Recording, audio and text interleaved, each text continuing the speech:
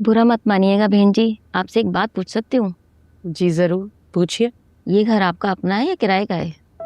अरे मैंने आपको बताया तो था, इनका अपना घर है। ये अकलौता बेटा है, 2 बेटियां हैं, दोनों की शादी हो गई, वो अपने घरों माशाल्लाह खुश हैं। ये दोनों मियाँ बीवी रहते हैं इस घर में। अब माशाल्लाह नाज़ो इस घर की बहू बनेगी तो वो भी इनके साथ रहेगी। राशिदा बहन, ये तो इनकी बड़ी नवाजिश है कि इन्होंने हमारी यतीम भतीजी का रिश्ता कबूल किया। यकीन करें, उठते बैठते दिल से दुआ निकलती है आपके लिए। मेरा बेटा बहुत फर्मा बरदार है मेरा, मैं जो कह दूं मान लेता है, बिल्कुल ऐसे जैसे पत्थर पे लकीर की तरह। और सिर्फ मुराद ही नहीं, बल्कि मेरी दोनों बेटियां और दामाद मेरा हर हुक्म मानते हैं। और मैं अपनी होने वाली बहू से भी यही उम्मीद करती हूँ कि वो मेरी हर बात माने। सवाल ही पैदा नहीं होता। हमने अपनी बच्ची की तरबियत इस तरह से की है कि हर किस्म के हालात में ढल जाएगी।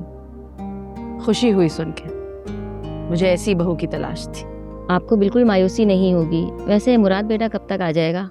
मगरिब हो रही है, हमें वापस भी जाना है। जवान बच्ची का साथ है, अगर रस्म जल्दी हो जाती तो बेहतर रहता। रास्ते में होगा, आता ही होगा। मैं उसे कॉल कर आती हूँ। जब तक आप लोग प्लीज कुछ लीजिए ना राजदा बाजी, मैं आती हूँ। ये ले भाई, शुक्रिया। लोग लीजिए प्लीज कुछ।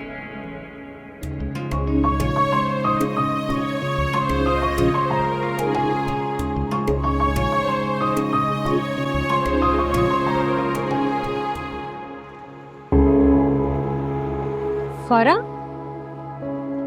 अरबाज, वो फारा है ना, उसके साथ कौन जा रहा है? उसके साथ वो लड़का वही तो नहीं है जो आपने होटल में देखा था? ठीक से याद नहीं है मुझे।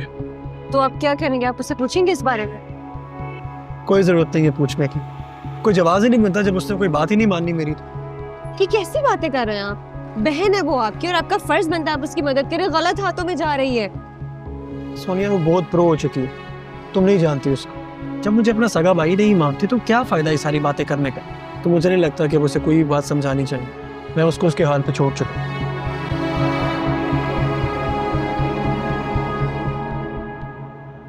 एक बार फिर सोच लो सादिया बेगम।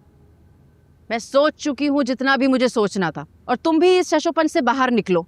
अंदर मेहमान बैठे हैं, चलो मिलने। मेहमानों से तो मैं मिल ही लूंगा, मगर अगर तुम्हारे बेटे ने इस रिश्ते से इनकार कर दिया तो क्या करोगी तुम?